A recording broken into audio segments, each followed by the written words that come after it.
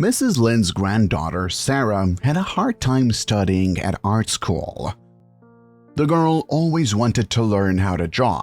She did it everywhere, with her finger in the sand, with a pencil in the margins of newspapers, with charcoal on the barn wall. As soon as Sarah grew up, she was given an album and paints, but the girl could not get into art school. At first, the family had no money to pay for classes. Then they had to move from one city to another several times. Sarah was able to start studying only this year, and at first she was happy about it, but things were not going very well for her. One day, Mrs. Lind went into her granddaughter's room and saw that the albums and paints had disappeared from her desk. She found the girl in the garden. Sarah confessed to her that she decided not to draw anymore because she has no talent. All the children who went to classes with the girl coped with the tasks much better and laughed at her clumsy drawings. If a person has talent, it is immediately obvious. It sparkles like a diamond.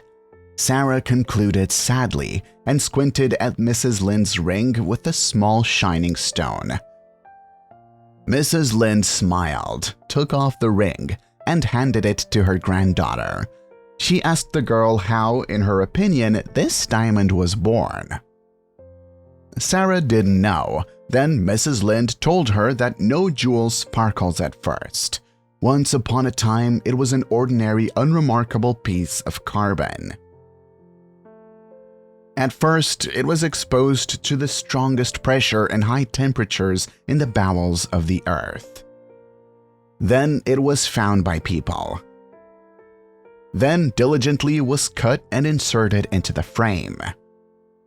And only then did a piece of ordinary carbon turn into a diamond. All the children who studied with Sarah have been working on themselves for a long time, so they are already starting to sparkle. But the talent of Sarah itself is like carbon.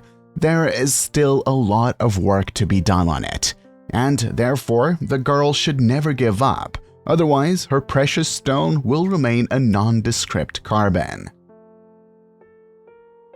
Sarah listened attentively to her grandmother, returned the ring to her, and went into the house. A few minutes later, she reappeared in the garden with an easel and paints. Now the girl drew specially diligently, devoting every free minute to her favorite activity. It seemed that Sarah did not know fatigue. When, a few years later, her paintings began to enjoy great popularity and the name of the young artist began to be pronounced with respect by connoisseurs and critics, Mrs. Lind was not at all surprised. No talent blooms without effort. If something doesn't work at first, but you believe it's yours, go ahead. Tirelessly cut your diamond until it sparkles really brightly.